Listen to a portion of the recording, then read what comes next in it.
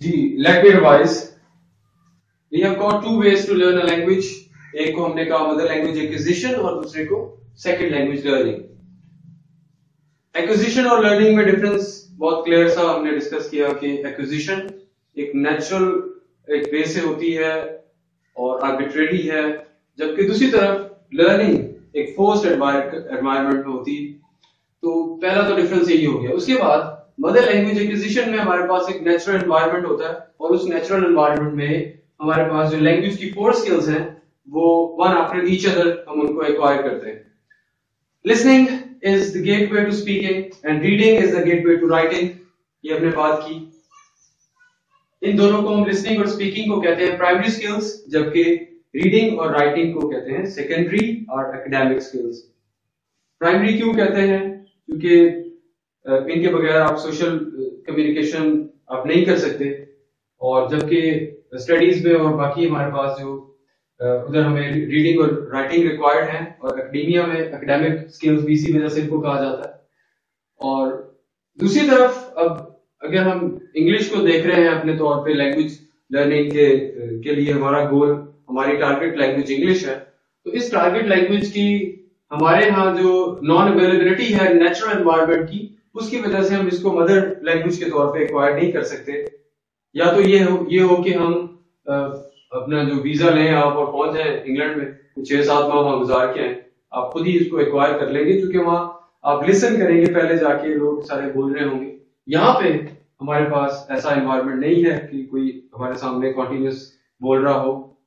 एक बच्चा पैदा होता है घर में तो लिसनिंग करता है, उसके बाद स्पीकिंग और फिर रीडिंग और फिर राइटिंग। तो इसी को हम अगर अपने एनवायरनमेंट में इंग्लिश के हवाले से देखें तो ये चीज मिसिंग है। अब इस स्लॉट को हमने कैसे फिल करना है, पहला चैलेंज तो ये हो गया।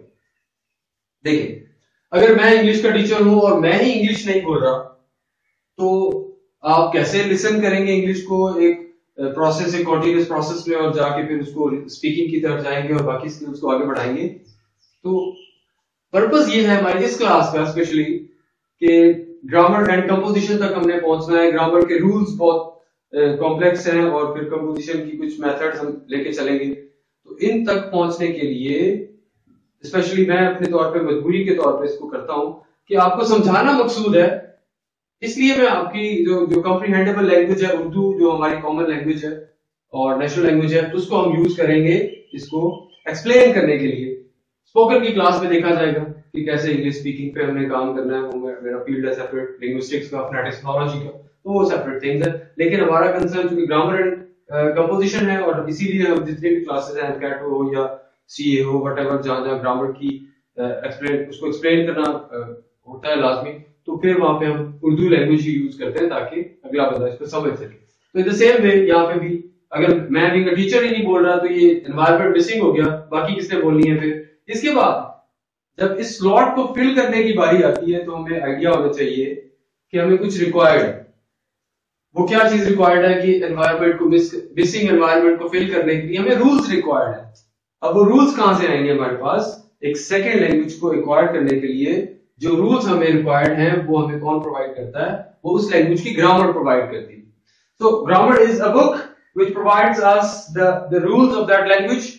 If I want to learn Japanese, Portuguese, or whatever language, I will directly purchase its grammar book, and then afterwards I'll come up with the knowledge of those rules and I'll apply them for the learning of composition. और composition को finally इसका develop करेंगे। लेकिन इन rules को अगर हम cram करते हैं, रूल्स के कैटलॉग पे चले जाते हैं और ग्रामर की बुक से रूल्स को लर्न कर लेते हैं और क्रैम कर लेते हैं, तो क्या ये सफिशिएंट है हमारे लिए कि हमने उस लैंग्वेज को सीख लिया?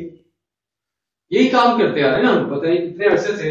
1994 से हमारे पास इंग्लिश कंपल्सरी चल रही है पंजाब में स्पेशली, तो तब से तो हम इसको अपने उसमें पढ़ रहे हैं, प्रेप से लेके बच्चों को पढ़ाई जा रही है इंग्लिश कंपल्सरी। लेकिन फिर भी हम जो अब मैं रिजल्ट्स डिस्कस करना चाह रहा था, देखें थीसिस में भी मैंने लिखा इसको स्टेटमेंट ऑफ प्रॉब्लम में कि पीयू का रिजल्ट उठा लें या पीसीयू का उठा लें या हमारे ग्रेजुएशन की जो बीए के अभी मैंने रिजल्ट कंपेयर किए, तो 2000 अभी जो रिसेंट में रिजल्ट था 14 का परहैप्स, वो 27% है आपका पीयू का, और पीसीयू का कोई राउंड अबाउट 32 या 33% है जो पासिंग रेशियो है, उसकी बात होगी। तो 14 इयर्स ऑफ कंपल्सरी इंग्लिश पढ़ने के बावजूद बच्चे जो हैं वो इतनी मेजर क्लास में ग्रेजुएशन में आके वो फेल हो रहे हैं और अपनी तरफ से कुछ भी नहीं लिख पाते। और जो मेजर उनमें फ्लॉ है उसको हमने पॉइंट आउट किया कि वो हम उनको फोकस रखते हैं सारे एकेडमिक कैरियर में ग्रामर के ऊपर, जबकि ग्रामर जो एक कंपोनेंट है, दूसरी चीज को हमने उसको कभी टच नहीं किया और उस पर हम गए ही नहीं। मैं इसको इस तरह एक्सप्लेन करता हूं। एक न्यूज़पेपर में रेसिपी लिखी हुई है, रेसिपी में है जी हमारे सामने एक डिश बनाने की तरकीब है कि चिकन मंचूरियन आपने बनाना। उस चिकन मंचूरियन आपको भूख लगती, आप कहते हैं यार वो ना ले लेते हैं उसको पेज को और ना उसको क्रैम करना शुरू कर देते हैं कि रटा मार लेते हैं भूख मिटाने के लिए, शायद ये काम कर जाए ये वाला फार्मूला। लेकिन आप जितना मर्जी क्रैम कर ले आपकी भूख खत्म नहीं होने वाली। आपको क्या करना पड़ेगा, इवेंचुअली आपको उन रूल्स को क्रैम करना काफी नहीं है, आपको किचन में जाके उन इंग्रेडिएंट्स के थ्रू उसको कंपोज करना पड़ेगा, कुक करना पड़ेगा, तब बैठ के तसल्ली से खाएंगे तो तब जाके भूख खत्म होगी। हम आधा काम करते हैं आधा छोड़ देते। तो इस तरह हमारे पास ये अधूरी जो लर्निंग है वो इसी वजह से इनकम्प्लीट और पुअर रिजल्ट्स पे हमारे सामने आती। अभी रिसेंट में तो एक क्लास थी, काफी मेजर क्लास थी एमए की, उसमें मैंने देखा कि बहुत सारी राइटिंग की जो अभी इतने इश्यूज हैं कि आप सोच नहीं सकते कि ये इसको रिजॉल्व कैसे किया जाए। ये हमारा बड़ा कहते हैं कि इस क्लास का, इन लेक्चर्स का आउटकम है कि किसी तरह हम कोई ऐसी मेथोडोलॉजी और ऐसा कोई वे अडॉप्ट करें कि इन दोनों चीजों को पढ़ने के बाद हम कोई 15-20 लेक्चर्स लेने के बाद ये कह सके कि हाँ जी अब ये तो इंग्लिश बहुत ही आसान काम।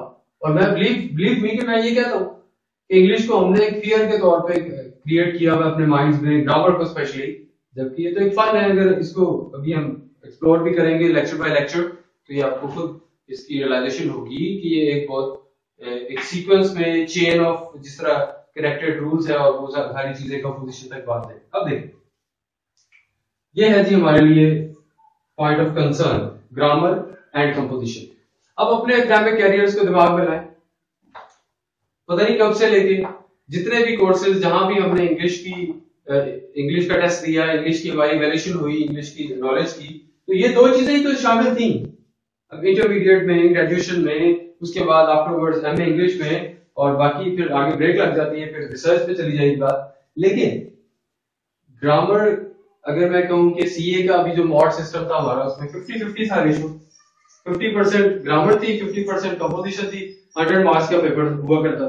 फिर वो सीबीई में कन्वर्ट हो गया, सारा कुछ ऑब्जेक्टिव फॉर्मेट में चला गया और ज्यादा ऑब्जेक्टिव फॉर्मेट में फिर ग्रामर और चीजें फिर चेंज होगी। लेकिन इंटरमीडिएट में आ जाए 80% कंपोजिशन है, 20% ग्रामर है। और बाकी कोर्सेज में भी अगर आप ग्रेजुएशन की क्लास में चले जाएं, बीएससी बीए वगैरह में भी, तो भी कुछ ऐसे ही रेशियो है कि राउंड अबाउट 90% बीएससी में आपकी कंपोजिशन है और 10% ग्रामर है। तो ये एक जो प्रोपोर्शन है इसी तरह से होता है हर कोर्स को, जब जो भी इंग्लिश से रिलेटेड कोर्स होता है और उसको शेप देने के लिए ये दो चीजें लाजमी है।